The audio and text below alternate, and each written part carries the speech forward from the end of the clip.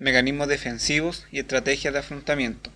Los integrantes son Paola Báez, Nicolás Cuadra, Richard López y Paz Vázquez. Ya. En la vida nos vemos constantemente involucrados en situaciones conflictivas o que nos generan algún sentimiento de culpa. Estas situaciones nos llevan a reaccionar de distintas formas, las que no siempre sabemos manejar adecuadamente, y no quedamos conformes con el resultado obtenido. Los mecanismos defensivos y estrategias de afrontamiento nos ayudan a vencer, evitar, circundar, escapar, ignorar o sentir angustias, frustraciones y amenazas por medio del retiro de los estímulos cognitivos que las producirían.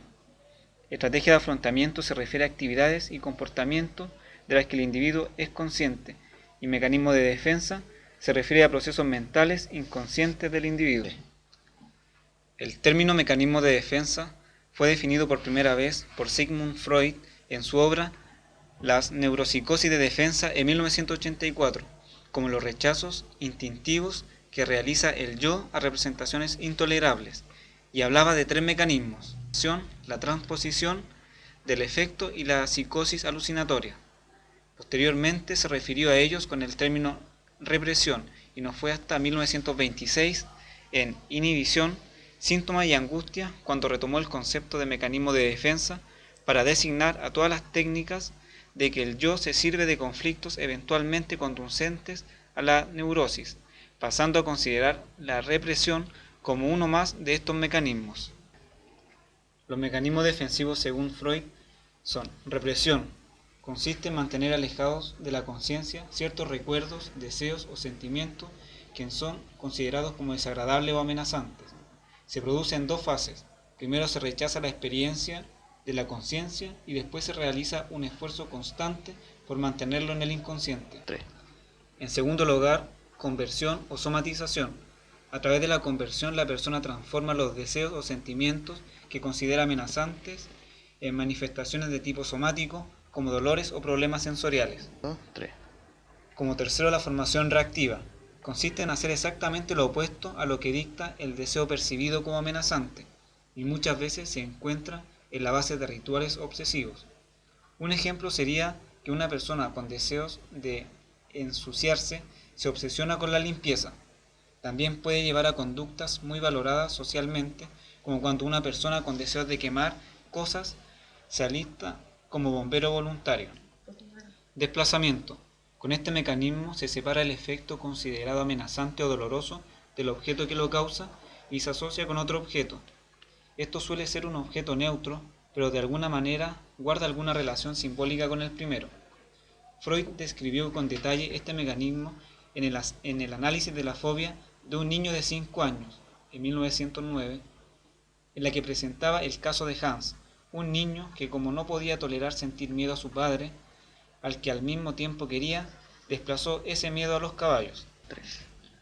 La proyección, como mecanismo de defensa, consiste en atribuir de forma incorrecta pensamientos, sentimientos, deseos o cualidades propias a otras personas.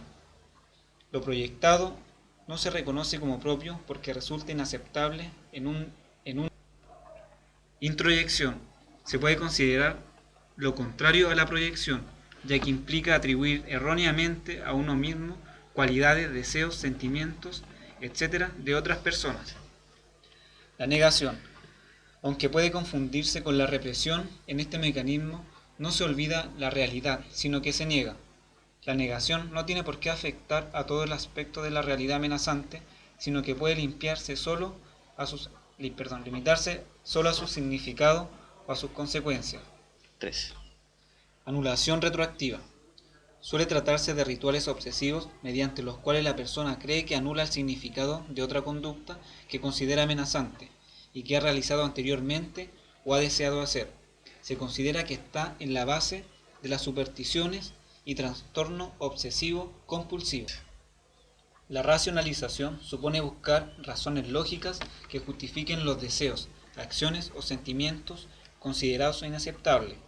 Los razonamientos no suelen ser del todo convincentes y son algo forzados, pero consiguen aliviar el malestar y hasta cierto punto son creíbles. Algunos autores lo llaman también intelectualización. pero otros diferencian este mecanismo del anterior en que se utiliza la razón y la lógica no para justificar, sino para evadirse del estrés.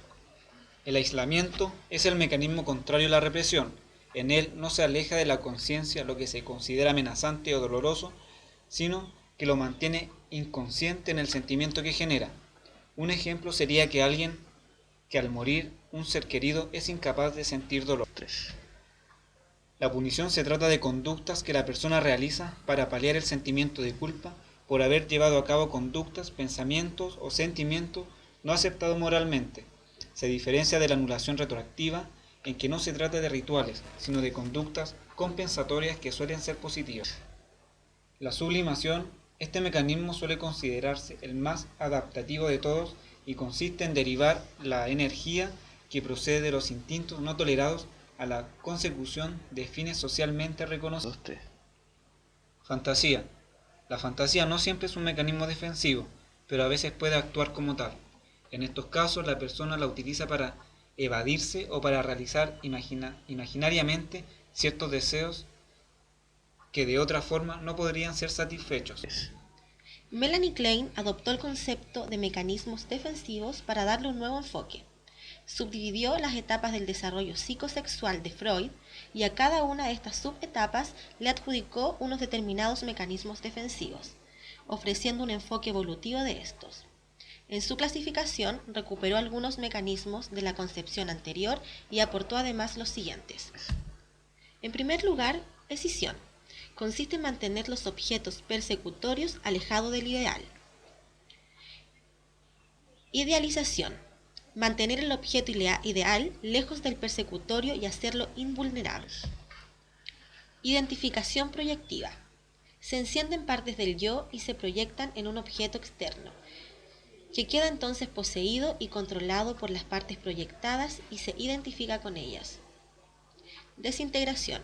Surge cuando los anteriores no han dado resultado. El yo se fragmenta para evitar sentir el dolor. Defensas maníacas.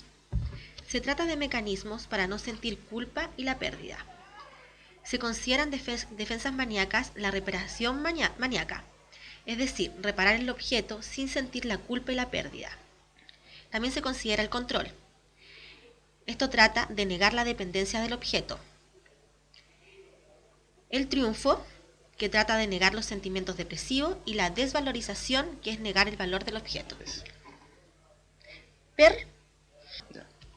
Gestalt continuó con el estudio de los mecanismos defensivos, a los que llamó mecanismos neuróticos, entendiéndolos como una serie de mecanismos para permanecer ciego ante el impulso y sentimientos dolorosos para el yo. Los principales mecanismos descritos por la teoría son los siguientes: introyección y proyección, que ya fueron definidos por Freud. Agregando, confluencia. Consiste en perder los límites entre uno mismo y el entorno, en fundirse con el exterior. Retroflexión. Podría considerarse el opuesto al anterior, porque consiste en marcar excesivamente los límites entre uno mismo y el entorno hasta el punto de volverse hacia sí mismo y hacerse lo que le gustaría hacer a los demás. Deflexión.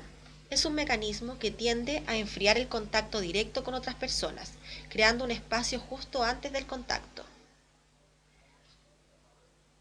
Egotismo. Es un reforzamiento deliberado de la frontera de contacto a través de un ego inflado en exceso. La persona no tiene en cuenta más necesidades que las suyas. Desvalorización. Consiste en devaluar la experiencia proporcionada por el contacto, en negar la utilidad del proceso y evitar la satisfacción. Desensibilización. Este mecanismo tiene bastante que ver con el aislamiento de los psicoanalistas y se trata de una anestesia de la sensibilidad de sus sensaciones. A continuación, vamos a definir los mecanismos de defensa típicos en niños. A lo largo de toda la infancia se utilizan mucho los mecanismos defensivos, pero no siempre los mismos, sino que la preferencia en su uso varía a lo largo de la etapa. También es frecuente que se utilicen varios mecanismos al mismo tiempo o sucesivamente. En los bebés, el mecanismo defensivo que más es recurrente es la confluencia, ya que el bebé no distingue el medio en el que se encuentra. En un niño, el primer mecanismo defensivo más recurrente es la represión, ya que no distingue a la perfección lo bueno de lo malo. La represión en un niño es negativa si se da en exceso. En segundo lugar, la negación. Suele ocurrir en forma intensa hasta los 6 años, luego comienza a desaparecer. Luego, la regresión, la cual puede ocurrir con la llegada de un nuevo hermano. El niño toma conductas que parecían superadas, como por ejemplo, volver a orinarse en la cama. A continuación, la fantasía. El ejemplo más claro en un niño es la creación de un amigo imaginario. El desplazamiento. El niño desplaza temores que no tolera y los atribuye a otras cosas o objetos. Y la anulación retroactiva. Comienzan a realizar acciones para satisfacer a un ser imaginario. Mecanismos de defensa típicos en los adolescentes. Número 1. Fantasía. Suele manifestarse a través de ensoñaciones diurnas y suele perseguir compensar las insatisfacciones y las sensaciones de inseguridad en las relaciones sociales o amorosas, en el rendimiento académico, etc. Idealización. Admiración por determinados adultos, compañeros o personajes importantes como estrellas de la canción o del cine. Consiste en considerar a una persona, grupo o institución como perfecta, sin tener en cuenta los aspectos que no concuerdan con esta imagen. Las cualidades positivas se sobreestiman y las negativas se ignoran. Identificación. Consiste en asimilar características de otro y se busca ser semejante a él. Racionalización. Se buscan excusas para evitar sentir culpa por algún hecho negativo ocurrido, como por ejemplo mal rendimiento en una prueba. 3. ¿Cómo trabajar en terapia los mecanismos de defensa con niños y adolescentes? Identificar y comprender las defensas es importante, porque su presencia nos indica que el sujeto está en una situación emocional dolorosa o desagradable y que está empleando mecanismos para afrontarla. De esta forma nos ayuda a saber que necesita un apoyo. Es importante a su vez reconocer si los mecanismos de defensas empleados son adaptativos o patológicos, ya que si fueran estos últimos habría que intervenir para cambiarlos por estrategias de afrontamientos nuevas. 3. Técnicas de evaluación.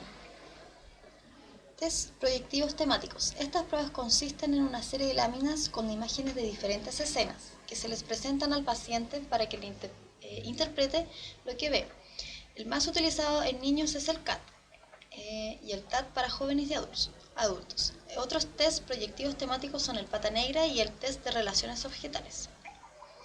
El dibujo, a diferencia de otras técnicas proyectivas, no hay nada dado previamente para estructurar, por lo que las proyecciones y el material aportado por el niño son mayores. El dibujo es siempre portador de contenido proyectivo, ya que en él se expresan la vida afectiva, los conflictos con el entorno y la personalidad, incluyendo contenidos inconscientes. Estrategias de afrontamientos a amenazas mediante acción o retirada. Al vernos envueltos en situaciones conflictivas donde nos vemos atacados, podemos reaccionar de las siguientes maneras. Tenemos la agresión pasiva.